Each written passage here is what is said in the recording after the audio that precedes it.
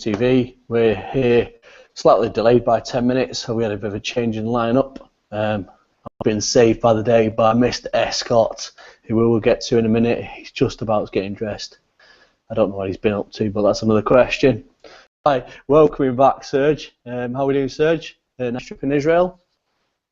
No? Hey, mate. Yeah, good. Had a really good time. It was really good fun. Yeah, had a good time. I'm good. Cool. Pasha, we saw you last week. Have you calmed down from the derby yet? What's that? Down from I'm going to sit down Mourinho in his place. to start with, because there was a couple of comments on after last week's video. I was trying to figure out where Pasha was from. Although he is in the States, he is actually Canadian, and it's written on that flag, the United flag behind him. And I was just about to into the dark. I'm not entirely sure what he's up to. Are you just hanging? I'm not going to even ask. Nah, I'm trying to look for a top charger because it's going bust. All right, okay. Continue to do that, and we'll crack on and when you found it. I'll be in about 10 seconds. Well, seconds off before you've disappeared, now. Anyways, so I wanted to have a quick sort of recap on the City match to start with, because I think it's a really positive win. And, you know, we always wanted to beat the Berties. We always love to beat the Berties. And it's been a long time, absolutely superb. And I think that there is a couple of highlights. And Serge actually tweeted one out during the week. And you'll remember this one, Serge. It's about X amount of players in X one box. Did you really enjoy Gavin Neville's tactics analysis of the match? Unbelievable analysis that I've ever seen. Analysis, is that a real word? Analysis is whatever. It was a phenomenal analysis of the game. I mean, you can now see that the players are really starting to play Van Gaal's system, and it's really coming together. It's really good to see. You know, we're playing the very compact game that you saw Pep Guardiola install at Barcelona, and you can see lots of managers that have learned under Louis van Gaal, because the guy's he's class. He's in a different level, different realm of tactics, and it'd be really interesting to see how we fare up against Chelsea away at Stamford Bridge. Cool. Yeah, well, we've touched on it with Pasha about what he thought about last week. Scott, now you've got dressed and found the laptop charger, and finally today, as one of our guests was going to come on, and then he's had to sort out some sort of work for tomorrow. So, your thoughts on last week? I'm sure you went mental in the stands as well. Brilliant, mate. I mean, I was saying to City fans all week, I thought, we're going to stuff you, and I was being vocally confident. So I thought, we don't stuff them, I look like a right dickhead. Luckily, we did the job. I was a bit gutted. I know it sounds spoiled, but I was a bit gutted we didn't get a 6-1. It would have been nice to show up. Whether we'll get as good a chance as we did there to do it again. Hopefully next season. Don't look like Manuel will be there for much longer. So hopefully we get him early on. Jurgen Klopp, it looks like.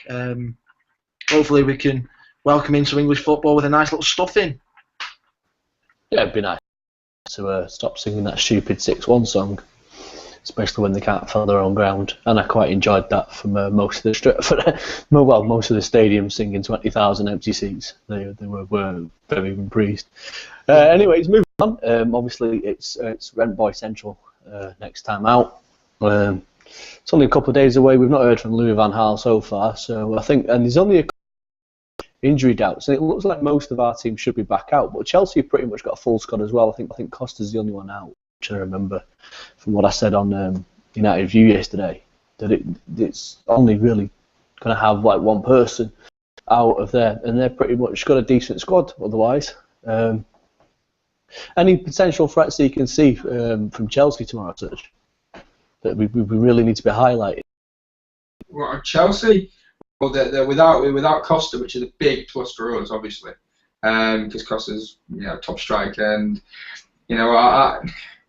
although our defence has been pretty good this year, you know, I would worry having against Diego Costa, top player. He can, you know, within a minute, within a second, he can turn and score. So you know, he's one of these players where you just got to keep an eye on him the whole time. So it's nice that you've got you know, an older generation striker playing on Didier Drogba. You know, we know what to expect.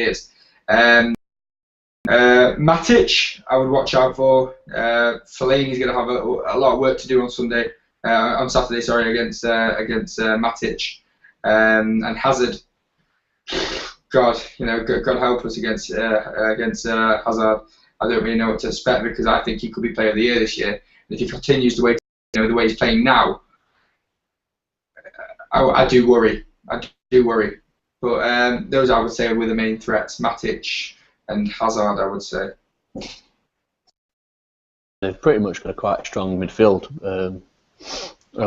I think I said it yesterday, is that we need to sort of bring midfield. And yeah, I see Hazard quite a bigger threat.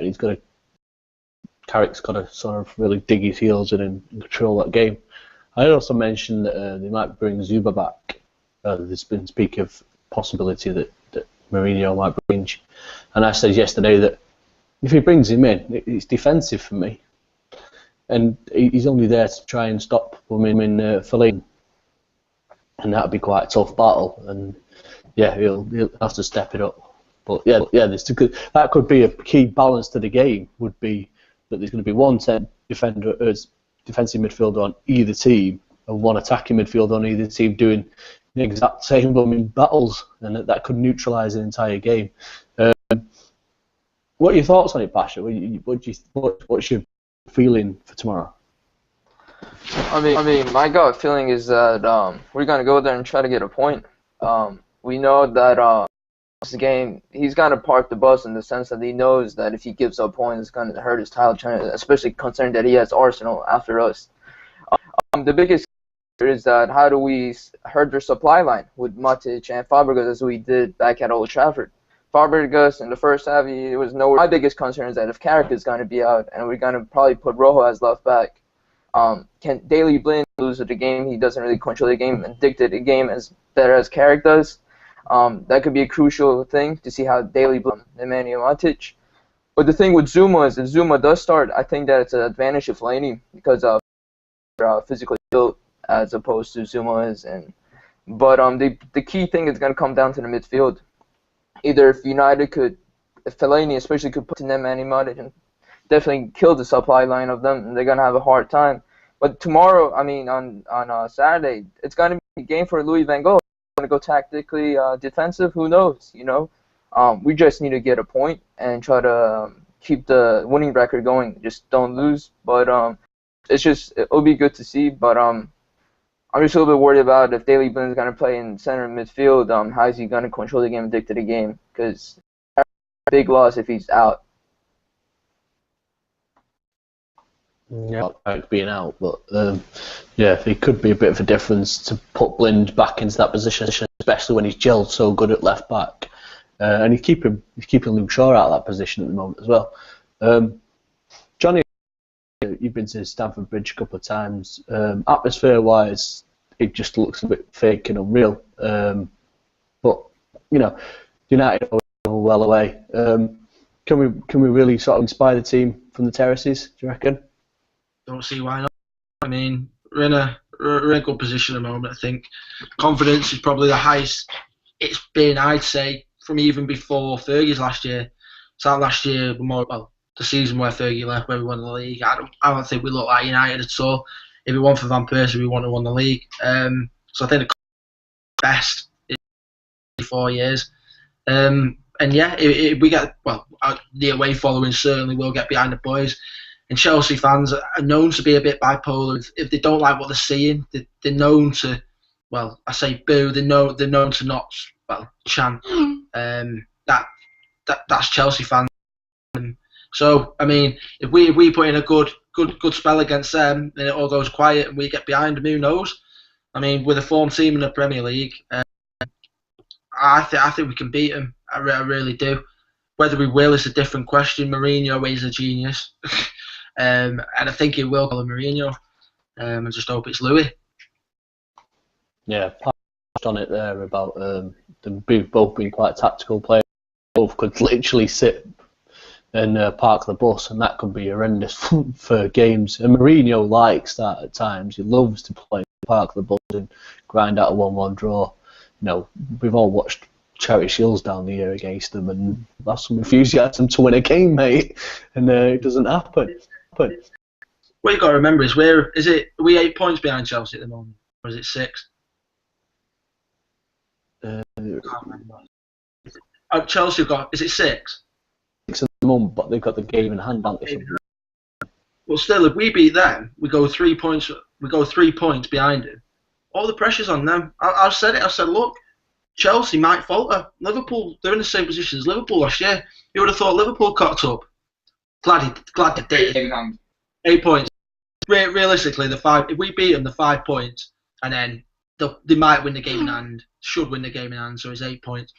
But if we get it down to 5 points, all the pressure's on them. The only team we've got left, I say this, the only team we've got left to play is Arsenal. We've got a whole last game of the season. They'll most probably be fighting for their lives. Looks at the moment, they will be. Whether they will be relegated already, we don't know. But I still don't think the title's over. I think United and Arsenal are in with a good chance. Mourinho's not known to falter, but again, stranger things have happened. So I think Mourinho will win that game against us on Saturday with a very negative look, because he's thinking if we cock up here, our arses might go a bit like the Scousers did, and if their arses go, well, we're going to be waiting, and Arsene Wenger's going to be waiting. Yeah, and Wenger pounds because Wenger plays them next. Exactly. Their game in hand comes against Leicester, who are obviously bottom of the table at the moment. So that's a really sort of. You've just said it against Hull about Hull, could be a fighting dog place. Well, Leicester have got 2 wins on the bounce at the moment. When they come round to that fixture, which is I think it's Wednesday night in a couple of weeks' time, that could be another one where Leicester just pick a point, and that could be that moment of Steven Gerrard slipping, or that moment where he just loses out for Chelsea. Hopefully with John Terry slipping. I mean, he's known to lose his feet in precious situations, isn't he? He is. We'll move on to I was going to say what we were going to starting 11s, but I think pretty much I sort of gave. I'm going to actually ask Serge, because Serge normally comes up with something completely out of left corner. And can I just say, I'm giving the starting 11 and who's going to score and the score most of the time, right? Just putting that out there. True. I'm sure I've caught you out on this a couple of times, pal. So go on then. So just give us an idea. Do you reckon there's going to be changes? Does he need to change anything, Van Gaal? Is he going to surprise? Is he going to surprise Mourinho? No, I quite like potentially. Well, no, we're away from home, so I'd stick with the same team that we played at home. Don't change the winning formula. Something that's I'm always a big fan of that. Don't change something that works. If it's keep with it. What's the point? What's the point in meddling with something and then it goes tits up? If it goes wrong, then we switch it up. We change it. Fine. I'd like to see a bit of Falcao. At Chelsea. I think. I hope every game that he plays, that he comes on, it's just going to change his form. He's shit. He's not shit. He's played fair play. He scored good goals in Spain. He scored good goals in Portugal. And he scored good goals in France. But he doesn't realise, he has realised, Premier League defenders are a different class compared. In Spain, they're a bit quicker. They can get to the ball quicker, but you can outsmart him. In England, and he doesn't fit the league. I said at the start, I said, look, I think he'll score goals, and I'm wrong. But you can see why he's so slow. And he thinks... Is that to do with actually just acclimatising to the Premier League? Maybe he hasn't played enough games, hasn't had a good run. I don't know what it is. Would you ever say he's not good enough? Because he's good enough. He's good enough. When he's injured, the injury he has, but let me tell you guys something is that he's not going to be signed, but the next club he's going to play is going to bang in 40 goals. It's just how our luck has been. But the thing with Falcao is that there's no point starting when we haven't started him in the teams. You know, he's basically, and to be honest, if Robin Van Persie is fit as on the bench, he's going to opt for him over Falcao, you know, bringing him on. You know, honestly, Falcao is done and dusted. I'm sorry to say that. I mean, he's a world-class striker. It's painful to know that, you know, that when he does leave the club and he does go to another club, he's going to score, you know, 40, 50 goals. And then we'll all be kicking ourselves. It's like what happened with Forlan. You know, he fucked off, and then he wasn't good. He ended up scoring 30, 40 goals. Well, you gotta keep in mind that he plays a 4-3-3 system for next year, so Falcao will be still sitting on the bench. If you think about it, he's not gonna drop Rooney back into midfield because he's trying to set up another midfield. He has one striker out there and it's gonna be ruined permanently. You know. And you gotta think about the likes of James Wilson. Give the youngster a chance whenever Wayne Rooney's gonna be out or whatever. You know. We've seen that Wayne Rooney can be dropped back into the midfield, so where would you play Falcao in a 4-3-3? I play him as a goalkeeper, right back, centre back. I play everywhere on the field. Anywhere, just put him in. No, I mean, to be honest, the biggest thing with Falcao is I'll miss the chance, and interest for him, people would think about him. You know, but the thing with Falcao is honestly he's done and dusted, and especially considering the 4-3-3 system, he doesn't fit in. Simple. So my question would be to you. Why did LVG come in at the beginning of the season? Someone answer that question. He's trying to implement. Listen, Serge, he played with a 4-4-2. He didn't know what tactic he's going to use. As soon as he's changed his system, he played dominant with a 4-3-3. He's been playing. Look at throughout the season how many tactical switch he's done. All right. Did he know what he wanted? Did he know what his favorite team is? Did he use his top players? Now he's found out that Ander Herrera, Amata, get shit out of every fucking player. He realized that this system, we play with three guys. With respect, Pasha, you know, you're talking about Lou Van Gaal's tactics, and he said, oh, I didn't know, you know, his best players and whatnot. But Ander Herrera, he was approval for United to sign him. He's not going to sign someone which he isn't sure if he's going to be the best player. You got to keep. Was that really Louis Van Gaal signing? That was more than his signing before last season. It was Tony Cruz down. Tony Cruz was Van Gaal to told Wolves where to go. He didn't want him. So why did he say yes to Herrera over Cruz? Because we already had a deal come from. You got to keep in mind. When the World Cup, it's time to access his players. You know, so it takes time. What he needs, and right now, if you look at the decline, Mats Hummels, Memphis Depay, he already is thinking about who he wants to bring in. He didn't have time.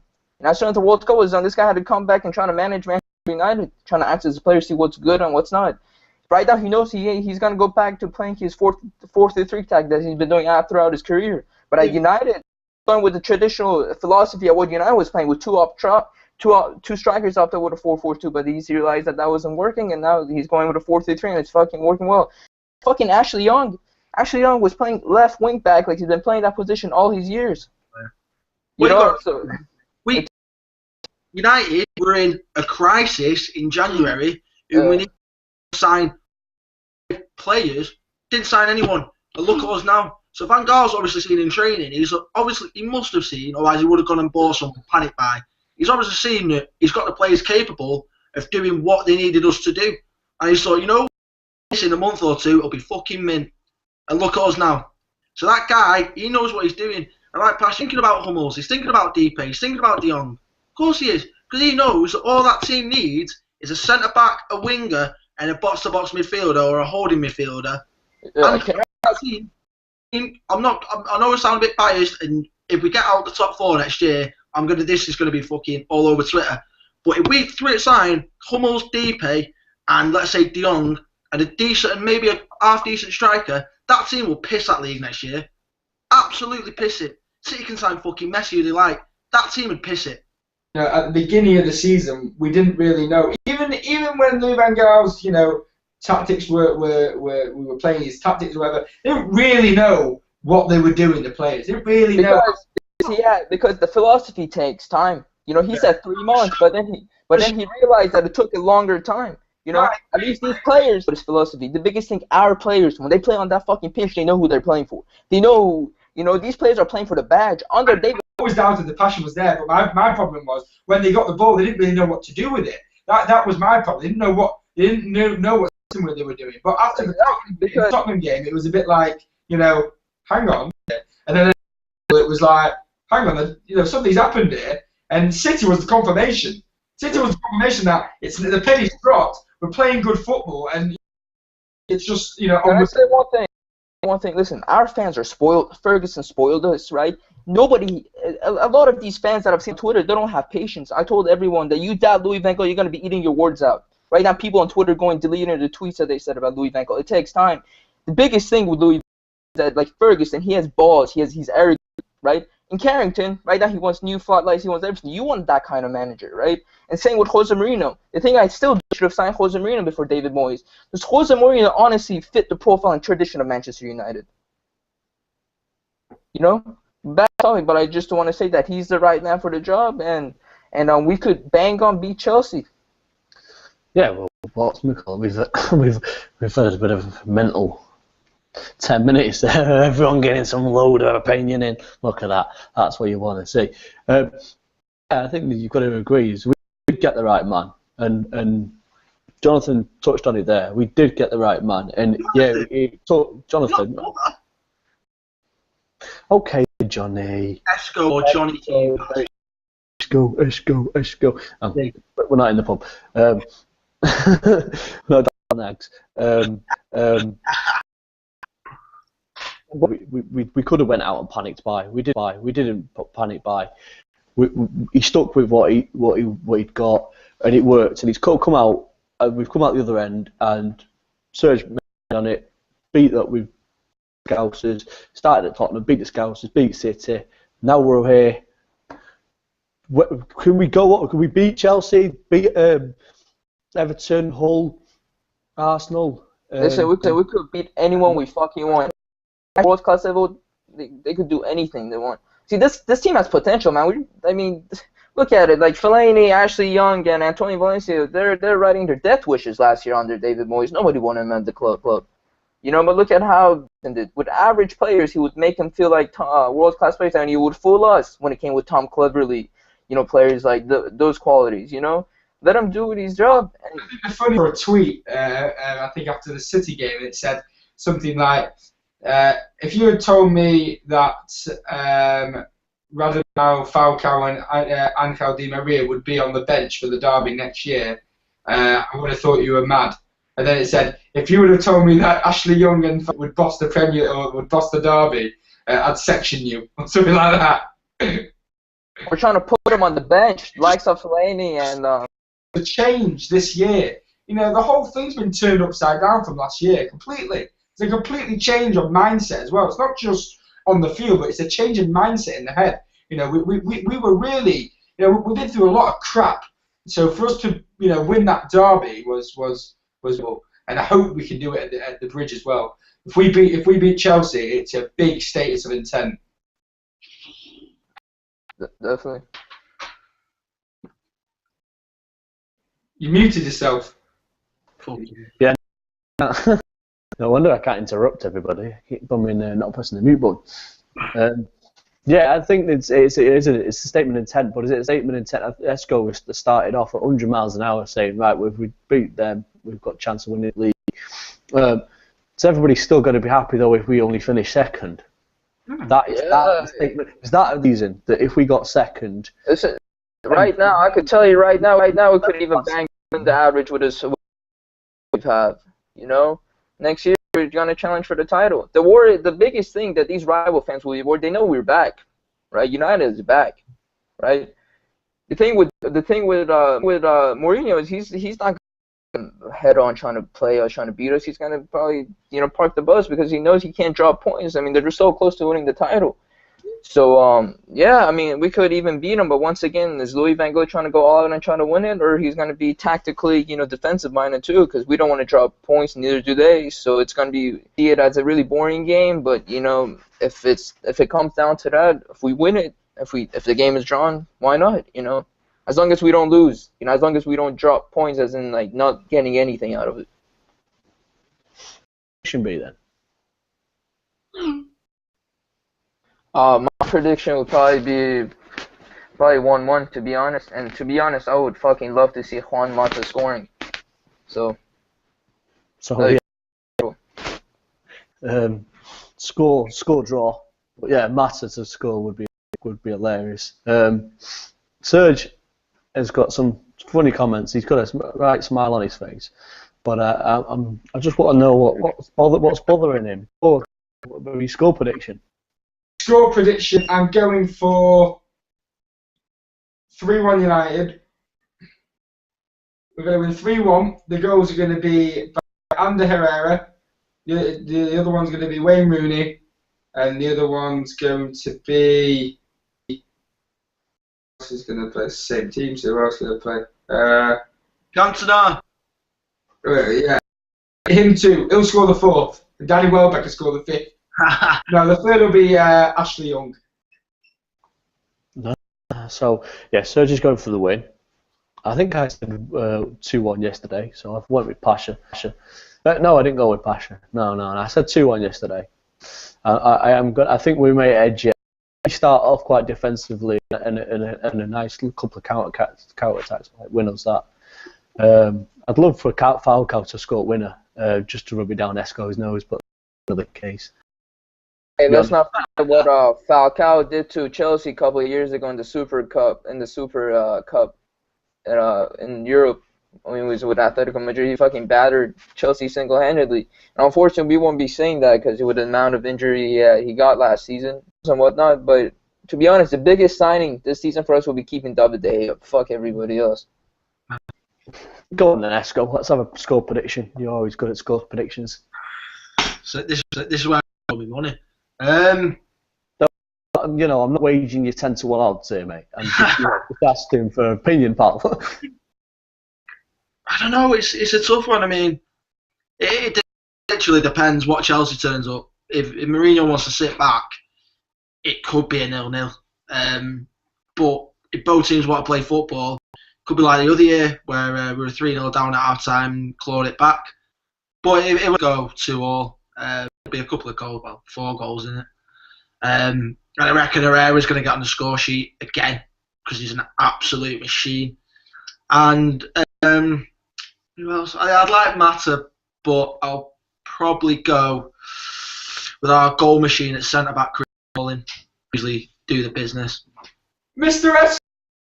Mr. Esca! Oh, man. Hiya, pal. How are we doing? Game involved, for fuck's sake. What's your view on the game for Saturday? Game. United. On Saturday. It's down there. Yeah. Yeah, I think United. I think it'll be a draw. Who's going to score? 1-1. Who's going to score for United? Rooney. Who's going to score for Chelsea? Hazard. Oh, fuck off. I just pay the bills. Score predictions. Anyways, on that sort of top gear bombshell, we're going to end on that because that is a classic. I'm going to get ripped on Twitter. You're going to get him on Twitter? Oh, God. This goes down Twitter account. I'm not doubting it, pal. I will make sure we find that Twitter account. We'll have it sorted. My phone, never mind. On that bombshell, I think we'll end tonight's preview. It seems like pretty much everyone's confident of a draw, if not more. Thanks. 3-1. The Sergio optimist is coming through again. I'd have gone 4-1, but you said but what did Pasha say? 1-1. What? That's with Pasha. Man, I'm not trying to be fucking like Mark. No, you've got to twist your words in and shout one thing and not the other. We've dragged out. I always drag out the end of a show at 100 miles. Final question finish this year. First. Just say top 3 because I've boosted our chances here. So if you say Second. Okay. Second. No, it's not bad. Tell you what. Second. Good call. Wait, Oh, is it? Yeah. Yes, I think we should. I reckon we should record the rest of these offline and put them up, sort of like sneak previews for the next 24 hours. But Esco Dad exclusives. Daily Star will have that. Fucking hell. Daily Mail will have them off you as well because he loves. Keegan, so don't get me involved in any bad mouthing. Cause I like him. He's a nice bloke. Let's not get some Twitter wars on people and journalists. Thanks to everyone that's joined us tonight. It's been fun and quite passionate and quite a debative one for tonight, which is always good to have. Jonathan, thanks for Jonathan again. That's more because Schrager's normally on, not Esco. Thanks for putting some clothes on, bringing your dad on, and finally getting some T-Pal. Pasha, as always. We love Pasha on Stretty News TV. Serge, it's always a pleasure, my friend, to have you on. Guys, if you like the video, give it a thumbs up. Comments in the comments box below. Yes, for the question, again, I'm going to write out right at the end. Pasha's Iranian that lives in the US, just in case someone missed this in the first part. For the question from last week. Fuck, people are too fucking ignorant. They might even say Afghanistan's in fucking Africa. Fuck. Well, you was Canadian at one point, I think, last week. Yeah, and also give us. We will see you again next Thursday. Well, hopefully we beat the Rent Boys, and we're looking forward to another United victory.